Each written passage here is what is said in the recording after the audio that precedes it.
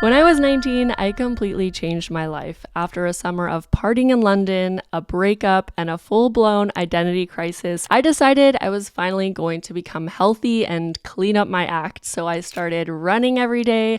I started eating completely differently, super healthy foods. I started listening to National Public Radio instead of rap music. I still love rap music, but I was just focused on consuming more educational content.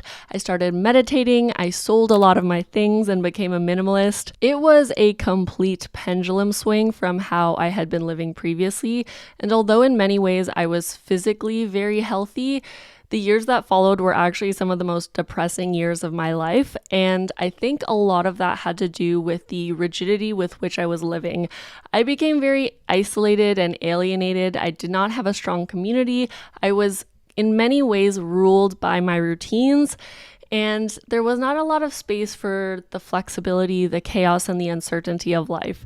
And so in this video, I want to talk about how we can work towards our health goals consistently, but still remain flexible and fun-loving and spontaneous. Now, over 10 years later, I've really mastered that balance. I feel healthier than I've ever felt, but I also feel relaxed, happy, at ease. So my hope for this video is that by the end, you don't just feel ready to lock in January or February, but you feel ready for an entire year of health and happiness as you work towards your health and wellness goals in the midst of the chaos and the uncertainty that life naturally brings us. So if that sounds good to you, then keep watching.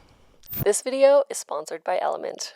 Before I get into 5 very practical tips on how to be flexible yet consistent with your goals, I actually want to make a quick case for Novelty, because I think Novelty typically gets a bad reputation when we're talking about working towards long-term goals, when I believe it actually comes with many benefits and is a key part of working towards those goals long-term. Psychologist Richard Wiseman actually talks about this in his book, The Luck Factor. He studied people who described themselves as lucky, and what he found was that they weren't lucky in any mystical sense. They simply exposed themselves to more opportunities and novel circumstances. He explains this with an orchard analogy. If we are picking apples from the exact same spot every single day, eventually we will exhaust that apple supply. But if we explore different areas of an orchard, then we keep finding new apples, new opportunities that can present luck in our lives. Novelty also dramatically changes how we experience time. You've probably noticed how an entire year of routine can disappear in a blur, but a single week of travel can feel incredibly full and memorable. Our brain records new experiences more richly, and this matters to me on a very personal level because I want to look back on my life and feel like I truly lived it to the fullest, not just that it dissolved into a blur of months and years that all looked pretty similar. Novelty also gives us a chance to step out of autopilot. Most of our days are made up of decisions that we barely think about, decisions driven by previous experiences and previous thought patterns, and this can be extremely helpful once we have already established healthy habits, but it can also be very helpful to every so often turn off autopilot. When we step into something new, we're forced to slow down. We have to assess what's happening in real time and make more conscious decisions about what is actually right for us in that moment. I personally always really benefit from these moments of reflection and reevaluation because life is constantly evolving. Our bodies change, our needs change, seasons change. So what worked for us in the past is not necessarily going to be what's optimal for us today. And that's where revisiting these things off of autopilot can be so powerful. And finally, perhaps most importantly, novelty builds resilience. One of my favorite takeaways from studying biomedical sciences came from a project I worked on involving bacterial cell factories. Without getting too technical, there's a concept called environmental switching that researchers use to build more robust bacterial strains. When scientists want to create bacterial strains in the lab that can survive and thrive in real-world conditions, they don't keep them in one perfectly stable environment. Instead, they intentionally vary the conditions, the temperature, the nutrients, the stressors, so that the organisms are forced to adapt. They introduce them to novel circumstances so that they're ready for whatever the real world throws at them. This concept has really stuck with me over the years because it maps so cleanly onto life. The more I gently disrupt my environment, different countries, different contexts, different cues, the more resilient I become and the more resilient my healthy habits become. They're not dependent on perfect conditions or very specific cues. My lifestyle can survive travel, stress, pregnancy, schedule changes because it's been tested and adjusted across many different environments. Healthy habits that only work when life is calm and predictable may not survive the real world. All this to say, don't underestimate what novelty can do for you as you work towards your goals, and at the very least, don't fear it, because I think that's what ends up causing us to be so rigid. Okay, so now that we've established that there may be benefits to loosening up rigid routines, let's talk specifics. How can we practically walk the line between flexibility and consistency? Here are a few tips. Number 1, use breaks to your advantage. You may have heard the never miss more than one day rule, popularized by James Clear. And this is the idea that if you fall off a habit for one day, you have to make sure it doesn't extend into a second day so that things don't spiral out of control. And I think this rule can be genuinely helpful for a lot of people, but personally, I've always found it a little bit pressurizing. And actually, science suggests that this level of rigidity isn't always necessary to see results. In fact, taking intentional breaks can even be advantageous. One of my favorite science-based health creators, Physionic, highly recommend you check out his channel, introduced me to the research on diet breaks and refeeds. So researchers have compared continuous dieting, meaning long, uninterrupted periods of caloric restriction, with intermittent dieting, where people actually take planned breaks from caloric restriction and eat at maintenance. And just to define these terms a little bit better, a refeed is typically short, about 1 to 3 days, where you return to your maintenance calories, then you go back to a caloric restriction. So for example, you might have 2 weeks of dieting followed by 2 days of maintenance calories. A diet break is usually a little bit longer, 4 to 14 days. So for example, you might diet for 1 month at a caloric deficit, then you will take a whole full week off and eat at your maintenance calories. So in a meta-analysis pooling data from 12 studies, researchers found no difference in fat loss between people who dieted consistently and those who took planned diet breaks. Interestingly, these breaks may be advantageous because prolonged dieting tends to lower our resting metabolic rate over time. So according to this meta-analysis, continuous dieting tends to slow metabolism more aggressively, whereas intermittent dieting with a diet break or a refeed period is associated with a smaller reduction in our resting metabolic rate. So we can actually achieve this same fat loss while preserving more of our metabolism and protecting our mental resilience, because who doesn't like to just take a break from restriction every so often? And I'm sure it's no surprise that this principle extends beyond nutrition. In exercise, many people will see better results in the long term when rest and recovery is deliberately built into their exercise plan. So the point here is just that breaks aren't inherently bad and they don't doom you to long-term failure. Often they're part of what makes long-term success possible. Number 2, stop relying on willpower. Behavioral science consistently shows that environmental design predicts behavior better than motivation. And when I say environment, I don't just mean your physical surroundings, I also mean your internal physiological environment. Let me share a simple example from my life. One environment I like to focus on is my blood sugar stability. I know that sounds odd, but our blood sugar has a huge influence on our appetite, our cravings, and our decision making. So when our glucose swings wildly over the day, our willpower gets taxed very quickly and we start craving things that we know are not great for us. So if I ever do want to enjoy something sweet, I don't rely on restraint. I actually pair that sweet item with other things that will help regulate my glucose response, like fiber, protein, and allulose, which actually competes with glucose for absorption. I made a whole video on allulose. Highly recommend checking this out. But by controlling my blood sugar response, I will control the cravings and the appetite and the decision making that follows eating those sweets. And usually with all these amendments, fiber, protein, and allulose, my blood sugar is super stable and I will feel very satisfied after just having a little bit of sweets. This is a very specific example, but the idea is that I try to make healthier choices easier, not harder.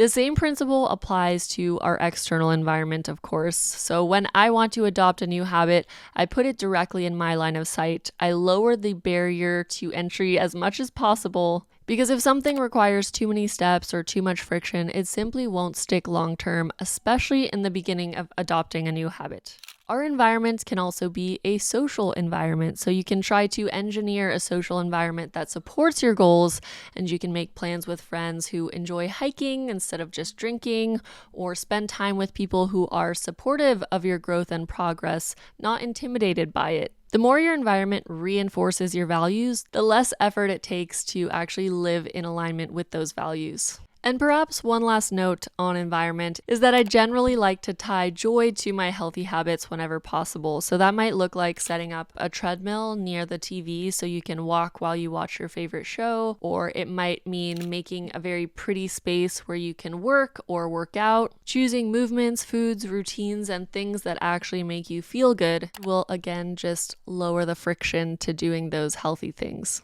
Number 3, choose health goals that are inherently flexible. One reason I've stayed consistent with movement for so many years is that one of my main movement goals, getting steps, is super flexible. 15,000 steps in a day can look so many different ways. It could be a hike, walking through a city, dancing at a club, wandering around a museum, or even pacing on phone calls. So there's no single right way to hit that goal. I just like to get 15,000 steps a day. Another way to build flexibility into your goals is to think in weekly targets instead of daily ones. For instance, instead of requiring yourself to hit 12,000 steps every single day, you may aim for a weekly average of 12,000 steps. Or perhaps you might have a goal of doing a zone 2 workout 3 times a week, and this is both flexible across time and also flexible across activities, since there are so many versions of a zone 2 workout. The same flexibility can apply to how you cue your habits. So rather than tying habits to very, very specific conditions, you can try anchoring them to flexible cues. For example, I take a short morning walk every single day before breakfast. Some days that happens at 6 a.m., other days it may be closer to 11 a.m. My schedule changes, but the habit still fits because it's tied to something I do every day, eating breakfast,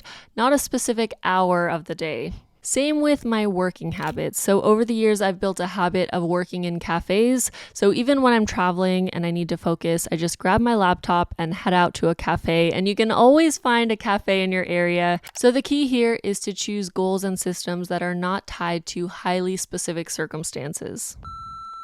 Speaking of healthy habits and routines, I want to share something that's been a big part of my health and wellness journey for over 2 years, and that is Element Electrolytes, the sponsor of today's video. I'm such a diehard fan of Element because it truly actually works, and I notice a difference when I don't take Element versus when I do. Not just in sweaty workouts and saunaing, but also in my pregnancy. If at any time I feel I have a slight pregnancy dehydration headache coming on, I will drink one of these delicious cans or half of a packet, and it's immediately taken care of. But even if you aren't pregnant, if you are planning to do more sweaty workouts in this new year, whether that's hiking, cycling, hot yoga, or just doing a lot of saunaing like my husband does, then Element is going to be your best friend. I personally love their very simple formula, a little sweetness with stevia, delicious flavoring, and then the sodium, the potassium, the magnesium at all the right ratios. This formula is based off of research, which you can actually look into on their website, and I can personally say that it works super well for me. I've done some crazy sweaty back-to-back workouts. I actually completed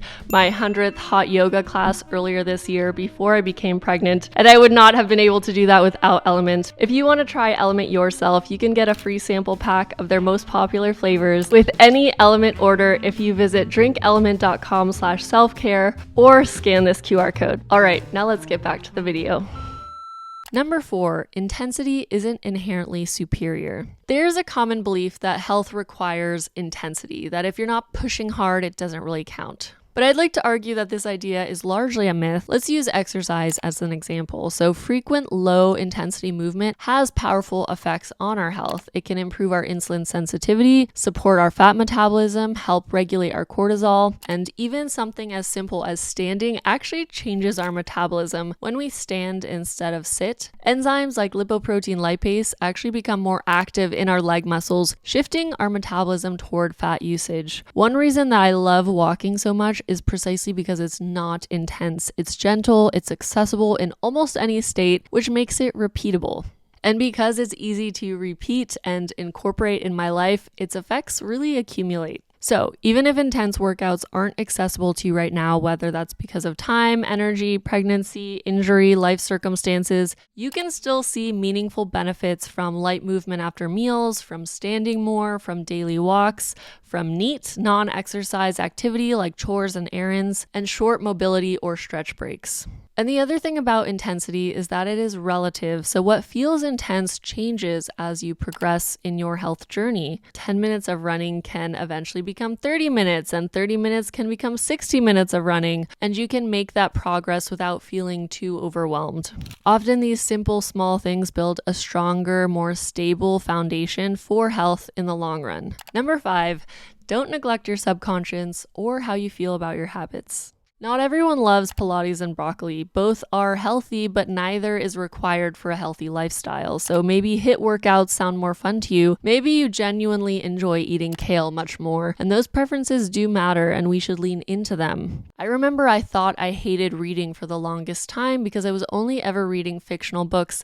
And then I discovered how much joy nonfiction brings me. And now I read several books a month. So I think it's important to tap into our inherent preferences. But I also think that many of us underestimate how changeable our preferences actually are. So speaking of books, one of my favorite genres to read is marketing and behavioral science books because they reveal just how powerful priming and associations are in shaping our behavior. So in marketing, these tools are often used to get us to buy things, but I like to turn them inward on myself and use them to support my healthy habits. One of my favorite ways to do this is by deliberately creating positive expectations. And this might sound a little woo-woo, but there's real psychology behind it. In fact, if you want to learn more about how expectations can form our reality, highly recommend reading this book, which draws on a lot of scientific studies. But in this vein of creating positive expectations, one of the least rigid ways that I like to adopt new habits or even shift how I see myself is through visualization journaling. So intentionally imagining myself enjoying the behaviors that I want to adopt. When journaling, I might write simple statements like, I love going to Pilates. I'm grateful for how strong and fluid my body feels. If you really want to get into it, you can expand upon why you love these things or why you view them positively. It's up to you. But even just simple reinforcement of a positive expectation towards a habit can make you more likely to actually do it and can kind of prime your subconscious to view that thing positively. So this positive visualization and journaling is something I like to do right before bed. It just puts me in a positive mindset, and I like to sleepily reflect on all these positive things and goals that I have for myself. By doing this, I am setting up a positive association and expectation before the behavior fully exists in my life, which can subtly nudge my future choices. I want to make it very clear that routine isn't inherently bad, that discipline isn't inherently bad. Both are very powerful, and sometimes, especially when we're trying to make a meaningful change in our life, a period of intense structure and rigidity can be exactly what we need to get moving. It can help us break out of old patterns. It can help us build confidence in ourselves. It can help us realize, oh, I'm actually capable of doing this. But that rigidity is never meant to be the end point. Its purpose is to move us somewhere new. And once we've arrived at that new place, once our identity has shifted, once our healthier behaviors have become a little more natural, then we are allowed to ease up. So as we head into this new year, I just wanted to offer you the sentiment that perhaps our goal isn't stricter, intenser routines or more discipline in January. Maybe it's building systems that can bend and adjust with us throughout this new year. I'd love to hear about your goals for this new year and any parts of this video that felt especially relevant.